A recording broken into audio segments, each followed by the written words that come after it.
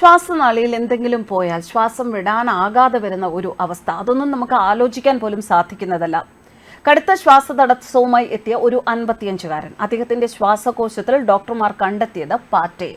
വേറെ എങ്ങുമല്ല, നമ്മുടെ കേരളത്തിൽ കൊച്ചിയിലെ അമൃത ആശുപത്രിയിലാണ് സംഭവം. ഈ 55-കാരന്റെ ശ്വാസകോശത്തിൽ നിന്നും ഡോക്ടർമാർ നീക്കിയ പാറ്റയ്ക്ക് ഏകദേശം 4 സെന്റിമീറ്ററോളം നീളമുണ്ട് എന്നാണ് വിവരം. ഇന്റർവെൻഷണൽ പൾമണോളജി വിഭാഗം മേധാവി ഡോക്ടർ ടിങ്കു ജോസഫിന്റെ നേതൃത്വത്തിലുള്ള മെഡിക്കൽ സംഘമാണ് 55 വയസ്സുകാരന്റെ ഇടത്തെ ശ്വാസകോശത്തിൽ നിന്ന് പാറ്റ നീക്കം ചെയ്തത്. ശ്വാസനാളിയിൽ എന്തോ കയറിപ്പോയി എന്ന 55-കാരന് തോന്നി. അതിനു പിന്നാലെ ശ്വാസതടസ്സം രൂക്ഷമാവുകയും ചെയ്തു. ഇതോടെ ആദ്യം എക്സ്റേ എടുത്തു നോക്കിയെങ്കിലും അവിടെ അസ്വാഭാവികമായതൊന്നും കാണാൻ സാധിച്ചില്ല. ഇതോടെയാണ് വിദഗ്ധ ചികിത്സ തേടി അദ്ദേഹം അമൃതയിൽ എത്തുന്നത്. ശ്വാസ സംബന്ധിയായ തകരാറുള്ള രോഗിക്ക് ഓക്സിജൻ നൽകുന്നതിന് കഴുത്തു തുളച്ച് ട്യൂബ് ഇട്ടിരുന്നു. ഒരു പക്ഷേ ഈ ട്യൂബിലൂടെയാവാം പാറ്റ ശ്വാസകോശത്തിൽ എത്തിയത് എന്നാണ് വിദഗ്ധർ പറയുന്നത്. ശ്വാസനാളിയിൽ എന്തോ കയറിപ്പോയി എന്ന് രോഗിക്ക് തോന്നിയിരുന്നു. പിന്നാലെ ശ്വാസതടസ്സം രൂക്ഷമായി. എക്സ്റേ എടുത്തു നോക്കി, അസ്വാഭാവികമായതൊന്നും കണ്ടില്ല. പിന്നാലെ ENT വിഭാഗം ബ്രോങ്കോസ്പി നടത്തിയാണ് ശ്വാസകോശത്തിൽ പാറ്റയെ കണ്ടെത്തിയത്. തുടർന്ന് ഇന്റർവെൻഷണൽ പൾമണോളജി വിഭാഗത്തിലെ മെഡിക്കൽ സംഘം രോഗിയെ പരിശോധിക്കുകയും മണിക്കൂറുകൾ കൊണ്ട് ഈ പാറ്റയെ പുറത്തെടുക്കുകയും ചെയ്തു. 55-കാരൻ ഇപ്പോൾ ആശുപത്രി വിട്ടതായും ഡോക്ടർ വ്യക്തമാക്കി. ശ്വസന സഹായത്തിന് ഇട്ട ട്യൂബ് അടയ്ക്കാൻ മറന്നുപോയതായിരിക്കാം ഒരു കാരണം എന്നാണ്, ഇത്തരമൊരു സംഭവത്തിന് കാരണം എന്നാണ് ആരോഗ്യ വിദഗ്ധരുടെ വിലയിരുത്തൽ.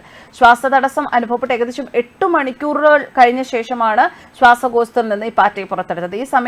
ഈ പാറ്റയെ പുറത്തെടുക്കുന്ന സമയത്തിനുള്ളിൽ പൊടിയാൻ തുടങ്ങുന്ന അവസ്ഥയിലായിരുന്നു പാറ്റ ഉണ്ടായിരുന്നത്. ശ്വാസകോശത്തിൽ പല വസ്തുക്കളും കുടുങ്ങിയ ആളുകൾ ചികിത്സാ സഹായം തേടിയെത്തുന്ന സംഭവങ്ങളൊക്കെ, വാർത്തകളൊക്കെ നമ്മൾ കേൾക്കാറുണ്ട്. എന്നാൽ പാറ്റ കുടുങ്ങുന്നത് പോലെയുള്ള അനുഭവങ്ങൾ വളരെ അപൂർവമാണ് എന്നാണ് കൊച്ചി അമൃത ആശുപത്രിയിലെ ഇന്റർവെൻഷണൽ പൾമണോളജി വിഭാഗം മേധാവി ഡോക്ടർ ടിങ്കു ജോസഫ് വിശദമാക്കുന്നത്. ശ്വസന സഹായത്തിന് ട്യൂബ് ഉപയോഗിച്ചിരുന്ന വ്യക്തിയാണ്. അതുകൊണ്ട് തന്നെ ഒരുപക്ഷെ ആ ട്യൂബ് ആയിരിക്കാം, ആ ട്യൂബ് അടയ്ക്കാൻ മറന്നുപോയത് തന്നെയാകാം കാരണം എന്ന് തന്നെയാണ് ഡോക്ടറും പറയുന്നത്. 11-കാരന്റെ ശ്വാസകോശത്ത് കുടുങ്ങിയ പേനയുടെ പിൻഭാഗത്തെ പിരിയടപ്പ് 6 ദിവസത്തിനു ശേഷം പുറത്തെടുത്തത് ഇക്കഴിഞ്ഞ ഡിസംബർ മാസത്തിലാണ്. അത് കോട്ടയം മെഡിക്കൽ കോളേജിലായിരുന്നു ആ സംഭവം. കോട്ടയം മെഡിക്കൽ കോളേജിലെ cardio thoracic surgeon doctor TK ജയകുമാറും സംഘവുമാണ് പേനയുടെ ഭാഗം പുറത്തെടുത്തത്.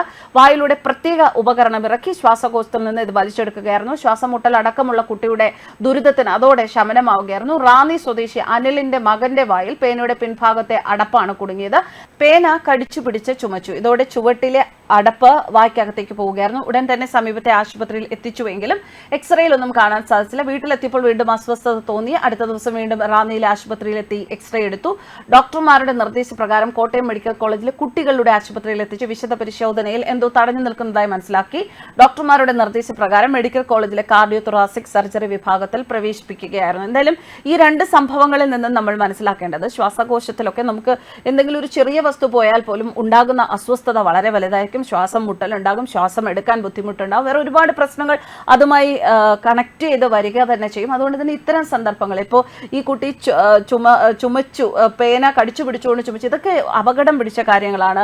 അതുപോലെ തന്നെ ശ്വസന സഹായം ആവശ്യമുള്ള ഒരാളുടെ ശ്വസന സഹായത്തിലിട്ടിരിക്കുന്ന ട്യൂബ് പ്രോപ്പറായിട്ട് അടയ്ക്കാത്തത് കൊണ്ടായിരിക്കാം പാറ്റ കടന്നത് എന്ന വിശകലനമുണ്ട്. അപ്പോൾ ഇത്തരം സന്ദർഭങ്ങളിലൊക്കെ കുറച്ചുകൂടി ശ്രദ്ധാലുക്കളാകുക. ശ്വാസനാളിയാണ്, ശ്വാസനാളിയിലേക്കൊക്കെ എന്തെങ്കിലും കടന്നു കഴിഞ്ഞാൽ അത് തിരിച്ചെടുക്കുക എന്നുള്ളത് വളരെ ഫുൾ ബോഡിക്ക് സ്ട്രെയിൻ വരുന്ന കാര്യങ്ങൾ തന്നെയാണ്. അപ്പോൾ അത്തരം കാര്യങ്ങളിൽ വളരെയധികം ശ്രദ്ധാലുക്കളാകുക, എല്ലാം വളരെ സൂക്ഷ്മതയോടെ ചെയ്യുക. പിന്നെ ബാക്കി നമുക്ക് ഉണ്ടാകുന്നതൊക്കെ നമ്മളെ ശ്രദ്ധക്കുറവ് കൊണ്ട് ഉണ്ടാകുന്നത് നമ്മുടെ പ്രശ്നം തന്നെയാണ്. അല്ലാതെ നമ്മൾ എത്ര ശ്രദ്ധിച്ചിട്ടും ഉണ്ടാവുക എന്ന് പറയുന്നത് നമുക്ക് തടുക്കാൻ സാധിക്കുന്നതല്ല. എപ്പോഴും ഇത്തരം കാര്യങ്ങൾ ചെയ്യുമ്പോൾ വളരെ സുരക്ഷിതമായിട്ടുള്ള കാര്യങ്ങൾക്ക് ശ്രദ്ധാലുക്കളായിരിക്കുക എന്നത് തന്നെയാണ് ഇത്തരം സംഭവങ്ങളുടെ വെളിച്ചത്തിൽ എല്ലാവരോടും പറയാനുള്ള ഒരു സന്ദേശം. ന്യൂസ് ഡെസ്ക് കർമ്മ ന്യൂസ്.